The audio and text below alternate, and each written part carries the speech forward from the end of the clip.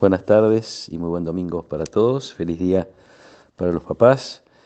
Celebramos también aquellos que hemos tenido un buen papá que con sus riquezas y sus limitaciones de alguna manera nos mostró la paternidad de Dios. Rezamos leyendo un pasaje del capítulo 4 del Evangelio según San Marcos. Jesús decía a sus discípulos: el reino de Dios es como un hombre que echa la semilla en la tierra, sea que duerma o se levante, de noche y de día, la semilla germina y va creciendo sin que él sepa cómo. La tierra por sí misma produce primero un tallo, luego una espiga y al fin grano abundante en la espiga. Cuando el fruto está a punto, él aplica enseguida la hoz porque ha llegado el tiempo de la cosecha. También decía: ¿con qué podríamos comparar el reino de Dios? ¿Qué parábola nos servirá para representarlo? Se parece a un grano de mostaza. Cuando se la siembra es la más pequeña de todas las semillas de la tierra, pero una vez sembrada crece y llega a ser la más grande de todas las hortalizas y extiende tanto sus ramas que los pájaros del cielo se cobijan a su sombra. Y con muchas parábolas como estas les anunciaba la palabra en la medida en que ellos podían comprender. No les hablaba sino en parábolas, pero a sus propios discípulos en privado les explicaba todo. Palabra del Señor. El domingo pasado Jesús presentaba la realidad del reino, donde era fácil identificar que no era sino la posibilidad de que se hiciera la voluntad de Dios. Cuando alguien es rey, se hace lo que quiere, lo que él desea, tiene poder para que se le obedezca. Jesús lo hacía incorporando a su familia a quienes quisieran vivir de esa manera. Mi madre y mis hermanos son los que cumplen la voluntad del Padre. Ahora Jesús quiere como profundizar un poquito más acerca, no tanto de qué es el reino, porque es lo que se viene diciendo, sino más bien de qué manera este reino se va haciendo presente con dos parábolas. Las parábolas son como cuando éramos chicos que nos contaban cuentos con moraleja para sacar alguna conclusión. Sin olvidarnos que está hablando del reino y escuchar esta imagen que usa de las dos semillas. Una semilla que crece por sí sola, va creciendo y el hombre duerme, se levanta, la semilla, sin que el hombre sepa cómo la semilla va creciendo. Así es como Jesús quiere presentar al reino. La tarea del hombre es sembrar la semilla, después todo lo demás lo hace Dios.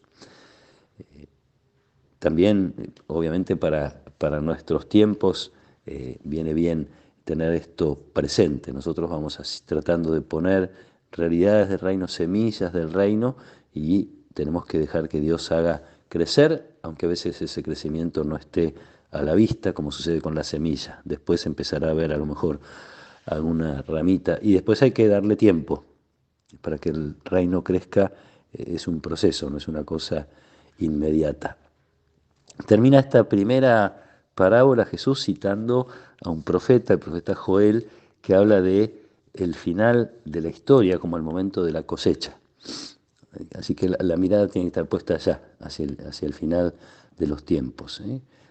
Cuando el fruto está a punto, dice la parábola, el hombre aplica la hoz porque ha llegado el tiempo de la cosecha. Allí es donde se van a ver los frutos del reino.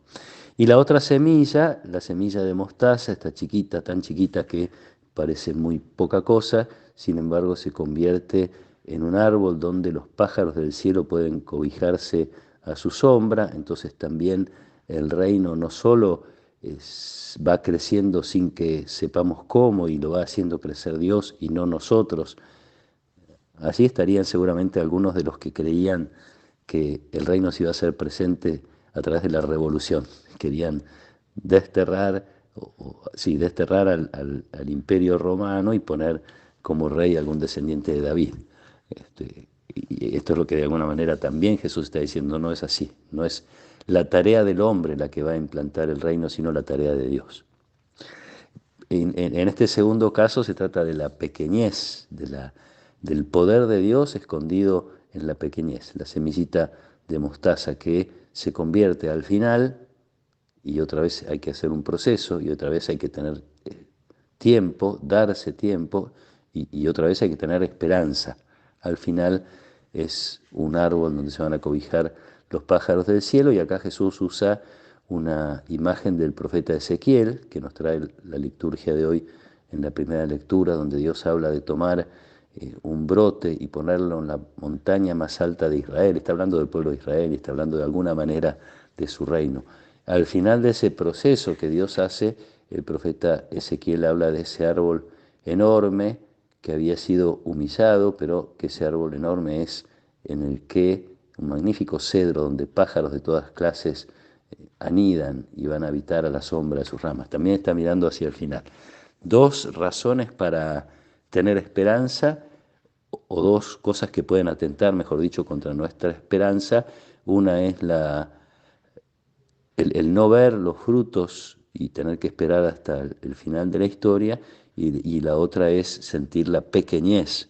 Los discípulos sentirían la pequeñez de Jesús, un hombre en un pueblo perdido de una de las colonias, uno diría, de Roma, que es Jesús. Está hablando de la llegada del reino de Dios. Y después les va a tocar a ellos, 12 hombres, ir a anunciar al mundo esa presencia. Entonces, esa pequeñez que a veces nosotros sentimos como iglesia, la pequeñez de que el Evangelio no está llegando a todas partes, de que tenemos limitaciones, la pequeñez de que tenemos también entre nosotros, y a veces incluso tristemente entre las autoridades, actitudes que parecen apartarse del reino. Entonces nuestra esperanza está puesta en lo que Dios va a hacer, en que ese reino indefectiblemente va a crecer y va a ser una gran cosa a pesar de la pequeñez en la que nos encontremos. El Papa nos pide este año que nos dediquemos a la oración, preparándonos para el jubileo del año que viene, y me parece que también esta es una manera de poner la semilla, no solo el anuncio, sino la oración oculta, aquella en la cual, como nos dice el Evangelio, Jesús revela las cosas en privado a sus discípulos, que podamos fortalecer esos momentos de oración con la certeza de que son también los que van haciendo presente el reino de Dios. Que nos acompañe la protección y la bendición de Dios Todopoderoso, del Padre y del Hijo y del Espíritu Santo. Amén.